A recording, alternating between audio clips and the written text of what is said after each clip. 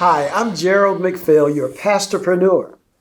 And today we have a special episode of Entrepreneurs of Faith Spotlight.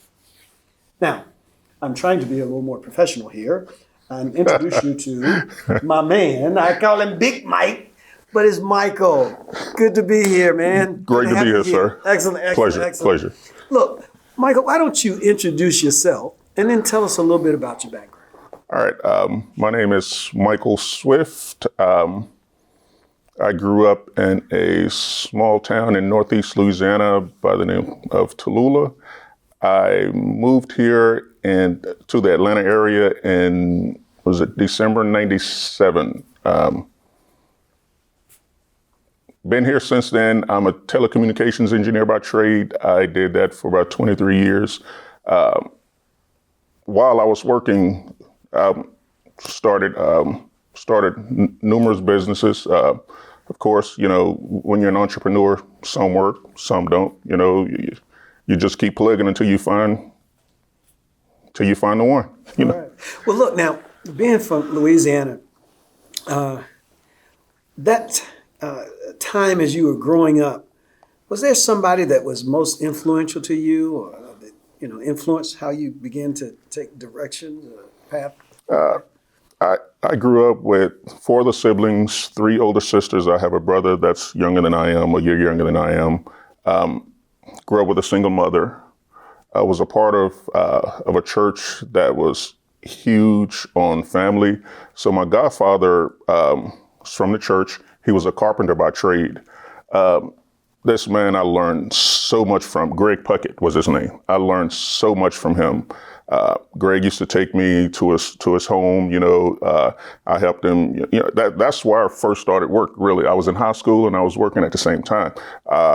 Roofing, carpentry work, painting, anything that he did and he needed help, I was right there with him. I can't say enough how much I learned and how much I respected him. I didn't realize it until later on in life that the person that I became is really because of him.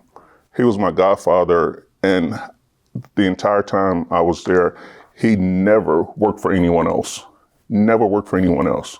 So although I was working, I had a job, it just wasn't enough. It wasn't fulfilling. I would come home working 8-10 hours a day as an engineer, and I would still have something on the side that I'm doing for myself. So I just wasn't fulfilled.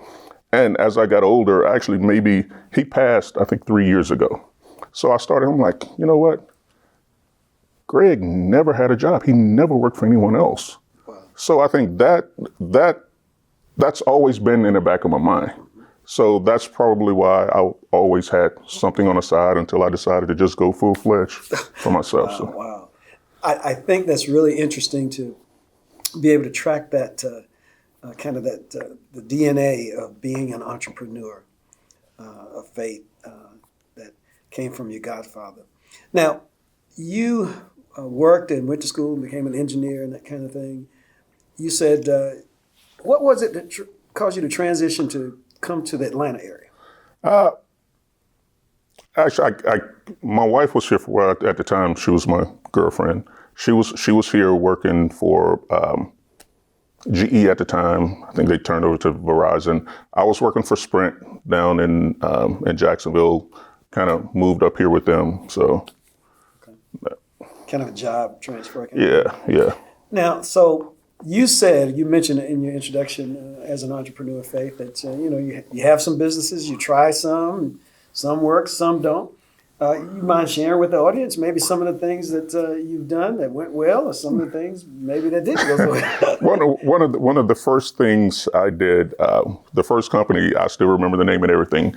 I called it Swift Distribution or Swift Distributing, and what it was is as a telecommunications engineer, my main office was in Ohio, and while there a week, and I was there for training for 2 months, I believe. So while I was there, I ran across this company that had these caramel popcorns, and they were so good. So I found out they were local. I went in, spoke with them, said, "Hey, do you distribute down in the Atlanta area?" They're like, "No." So would you be interested? I said, yeah, sure. So I came down here, placed an order, had the popcorn sitting in storage, had the truck come down, popcorn sitting in storage. I go to Six Flags, talk to some other places. Not a single place picked it up. Not a single one. But it didn't stop me. I was like, okay, that doesn't, next. And that's always been the mentality I've had. It was, okay, that didn't work, next. Okay. And I've never been afraid of failing. Okay. Because to me, if it's something that didn't work and I learned from it, I'm okay with that. Okay. That's good. I'm okay with that. Good stuff, good stuff. So that's one of those that didn't work, and you said you have a number of businesses. How many businesses you have now? The second one was MFI Videography. I did video editing. I shot weddings. I did all of that with MFI Videography Services. Another thing I did with that was, what was that? I started doing some marketing things as well. The thing that someone whom I told about MFI Videography Services years ago, he reminded me, he said, you know, the thing they do with renting space in hotels, meeting spaces and all that, that was supposed to be a part of MFI Videography Services. But I didn't have any money. I didn't know who to talk to. I didn't know where to get help from. So he's like, man, they're doing exactly what you wanted to do. It's like, yeah. Now, so was that providing the production in those meetings, or? It was providing the production in the meetings, and I was about to start just MFI services also, because that's the part where, since I was providing videography services and some other services for them, I saw a need for that, so I wanted to do that as well, but never really got over into that part. And all of this, I was still working as an engineer. Wow. Okay. So next? Next was P&S Lawn Care Services. So I started, I'm a veteran, so I started a veteran-owned lawn care and lawn care and cleaning service. Well, initially it was just lawn care. I was doing lawns, and the people I was doing the work for, me and my crews, the people we were doing the work for, they would ask me if I knew anybody that did this, if I did this, if I did this. And because I was getting that so much, I was like, oh, well, okay, why don't I start doing these things? So I started adding all of those services to what I was doing. So it grew into, I didn't change the name, I did a doing business as P&S Services. Lawn care, janitorial, commercial janitorial, home repairs. So to me, it was a no-brainer. And, you know, people are always, how do you keep up with all that? How are you able to switch from this to this to this? I can't explain it to you. I just do. I can't. Looking for a place in Metro Atlanta to celebrate, create, and even operate your small business? Well, that place is Macphail Studios in Peachtree Corners. Well, look, before I go further, I really do want to stop and make sure that I, along with the audience, let you know we appreciate your service. And specifically, what military branch of service were you in? Navy. You're in the Navy. Okay. Sure. Again, thank you so much for serving. Now, we understand your background of not having fear and having that entrepreneurial spirit of trying to meet a need through service and that kind of thing. There's something that I understand that's pretty special that's going on right now. Okay, that's your heart. What is that? Tell us a little about that. This is the last and I'm not going to say final, because who knows what's going to happen next. This right here, this is something that has turned. What is it? This is my passion. This is Lyfe Share. Lyfe Share. It's special to me in a sense that it's something that came about after dealing with a tragedy. My sister's husband passed in October 21. My family is very important to me. My siblings, I mean, although we were raised by a single mother, we were all close. We still are to this very day.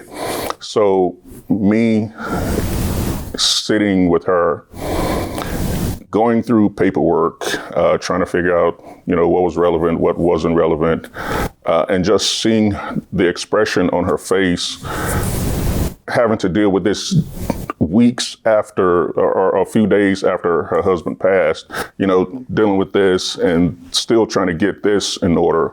I was like, no, there has to be a better way of getting this done. And I'm sure this is something that other people have thought also. And I think what made it really, what made it sort of, I don't want to use the term easy, but what made it a simpler transition for me was my background of an engineer. So I got back here this was in Louisiana. I got back here to the Atlanta area. I sat down, I began sketching out, okay, this is what I want to see in the app. This is how I want it to flow. And once I was able to put all that together, So wait a minute. So based on that family situation of, I guess, having to deal with getting the right paperwork after someone passes, okay, caused you to have an idea about an app? Yes. Okay. Yes. Just want to make sure I'm following. Okay. Yes, because, everything these days is technology anyway. So I have a technology mind. I absolutely love technology. There's some good things about it. There's some things that aren't so good about it. But in any case, it's something that I embrace. I don't knock people that don't. That to each his own. But technology is something that I really embrace, and I think it's lucrative, for anyone who's a part of it. I'm kind of always interested because a part of being children of God and that kind of thing, and being entrepreneurial, is as if sometimes, I'm gonna put it in my terms, but like God downloads, within us, if you will, this idea or these kind of things based on our skill set. And what I'm hearing is that out of this pretty tragic, difficult situation, an idea to solve that problem, make it easier, was born with you. Yes. Okay. Yes. And you easily began to kind of. Right. To me, like I said, it was a simple transition. It was really nothing for me to, and the app now is in testing phase. The app will be rolled out next month, mid-January. And everyone that I speak with is like, oh, okay, so you're a technology company. I was like, yeah, okay, I'm a technology company. It's like, and you're going to market in under 2 years? How did you do that? Well, that's because of my background, and I'm not afraid of doing things myself. The majority of everything with the app was provided or supplied by me. And like I said, I don't mind working. My wife will tell you, I'll sit up 3 or 4 o'clock in the morning doing what needs to be done. So what solution does the app provide? The app provides individuals with the means of storing and sharing private, confidential, and legacy information. The way it works is a user will go in, set up an account on lyfeshare.io. You go in, set up an account, you upload files, documents, you can create videos, you can create audio files, you can do whatever you want to do. Save them there. Then you can set up a closed network. Say you have your spouse or other loved ones or family members that you like to add to that network. You add them to your network. Then you go in and choose specific files and information that you want to share with specific people. So all those files are there. You don't have, just because they're there doesn't mean you have to share them with everyone in your network. You choose what files you share with what person or with what people. So that's not really the unique thing about it, but the unique thing about it, the software also has a patent pending application to it, which that part of it is you can choose to share the information with whoever immediately, or you could do it on a time release basis. And the way that works is you choose the document, you say, hey, I don't, you share it immediately, or you don't share it immediately, and it just sits there. But you can also say, okay, well, I'm skipping a process. When you sign up, you have, you're able to choose like what's called a verification period. And what the verification period serves as a notification letting Lyfe Share know that you're still around, that you're still available, that you're still able to manage your account. So you can set that up 2 weeks, 4 weeks, a month. And what happens is when that time comes, you'll get notifications along the way, 3 or 4 notifications along the way. Say the time comes and you're not able to verify your account. Well, we notify you, we're going to do our due diligence to make sure that, maybe something happened where you just couldn't do it at the time. We call, or, you respond saying, hey, I'm good. Then we reset it. But if we call, we're not getting, the correct information. We notify other people that are in your closed network, and they all tell us the same thing. Then, we do the due diligence to make sure things are set up properly.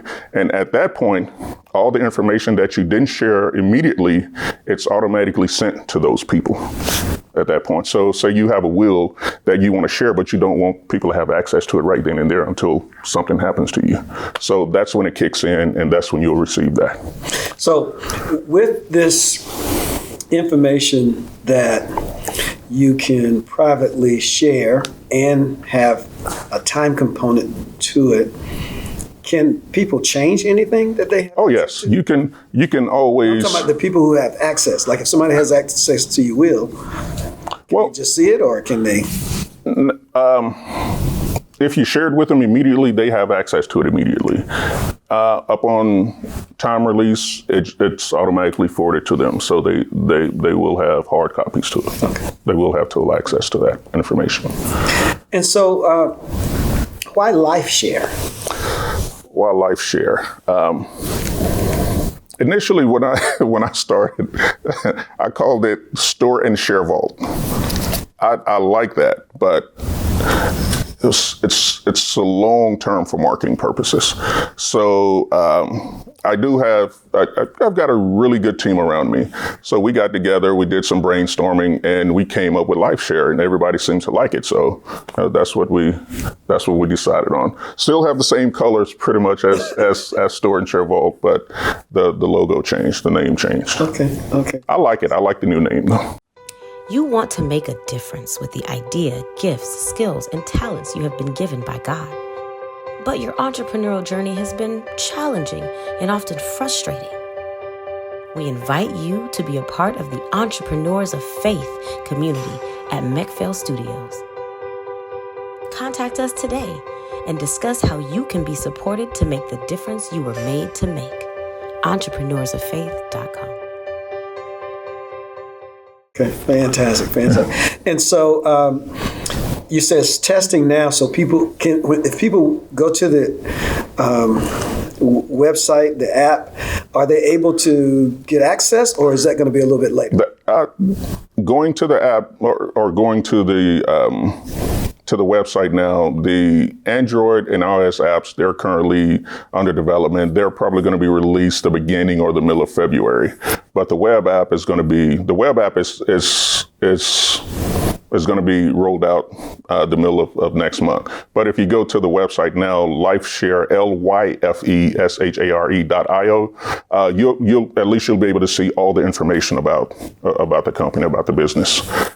We do have like a sign up area, but like I say, we're testing now. So none of the information if you go in and you decide to add information, none of that is going to be saved. So once we get done with user testing, we're going to dump the database and get it rolled out. Is this going to be something like $100 a month or something? Oh, no. No, it's not.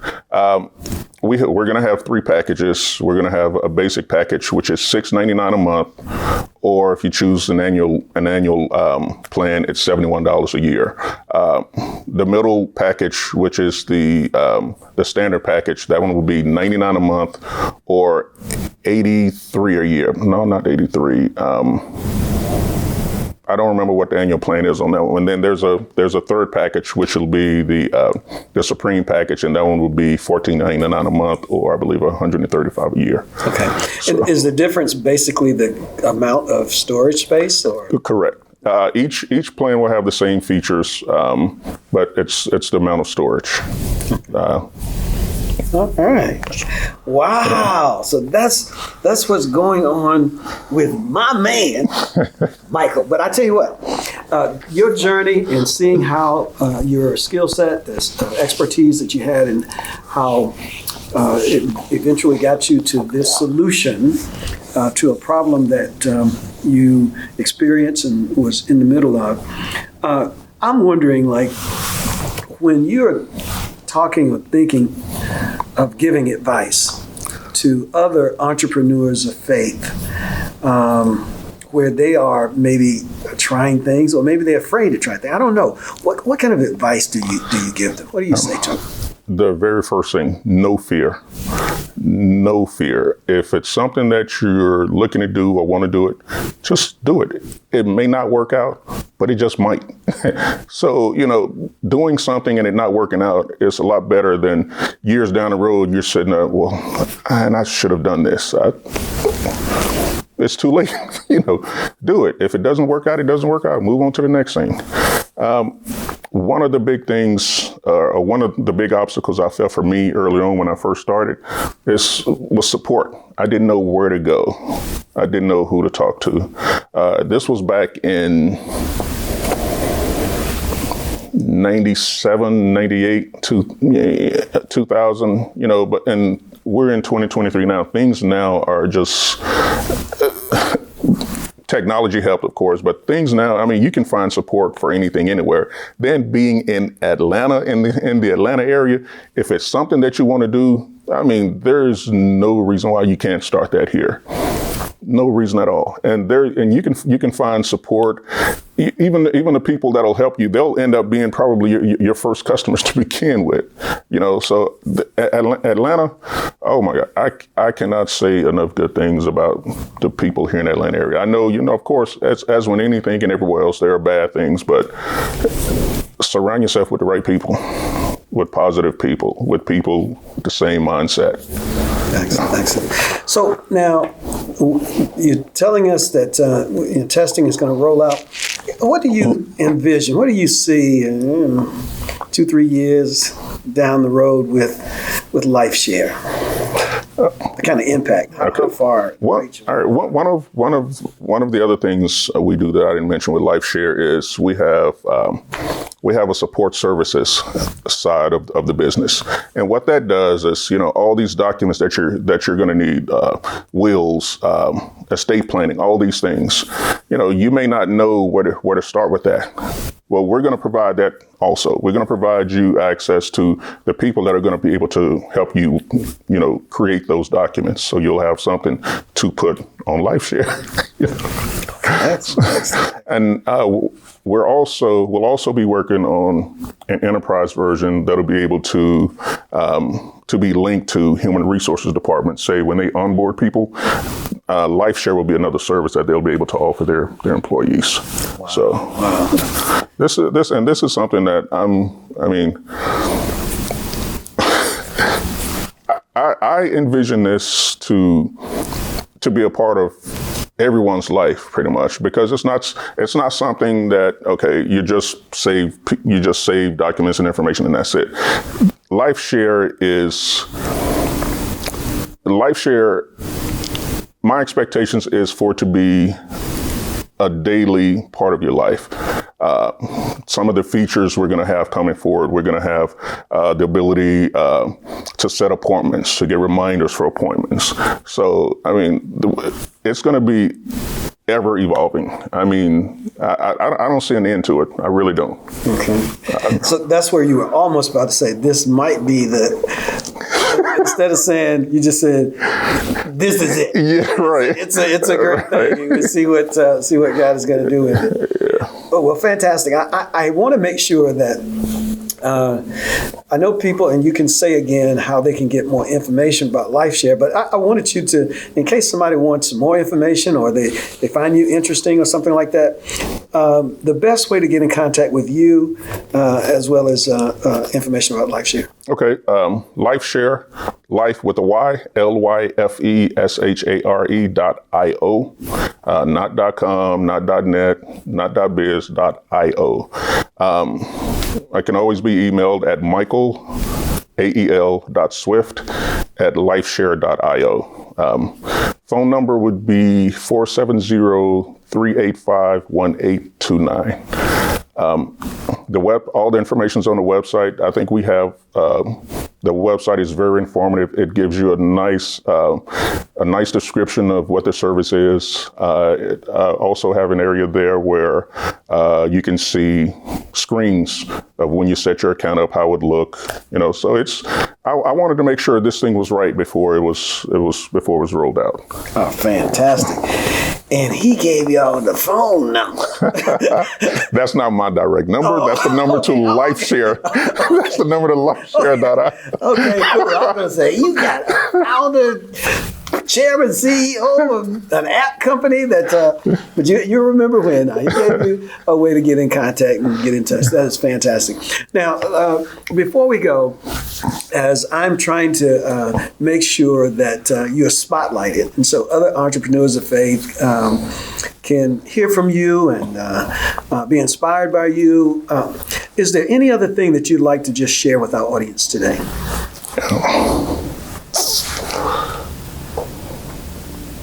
Just do it. Like Nike said, just do it. I mean, so many people, because I know for sure, Lyfe Share, I'm not the first person that had that idea. No way. There's no way I'm the first person that had that idea. I've just been in a unique position to be able to execute it.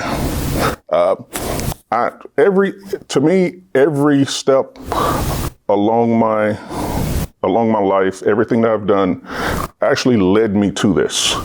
The engineering, the being able to, to write decently, to properly write an email, all of that has led to this. And plus I've never been ashamed or I've never been too tired to work. I do not have a problem working. Do not have a problem. Even to this day with the business that I have, I'm still out there working. I don't have that. I don't have a problem with it. I'm not better than anybody. Well, Mike, I'll tell you what, I really appreciate it. And I want all of our audience to remember when you heard about Lyfe Share. Because one day, real soon, you'll know why I'm saying that. Because you'll be using it. Yes, absolutely. Well, again, fantastic. Glad you're on the show.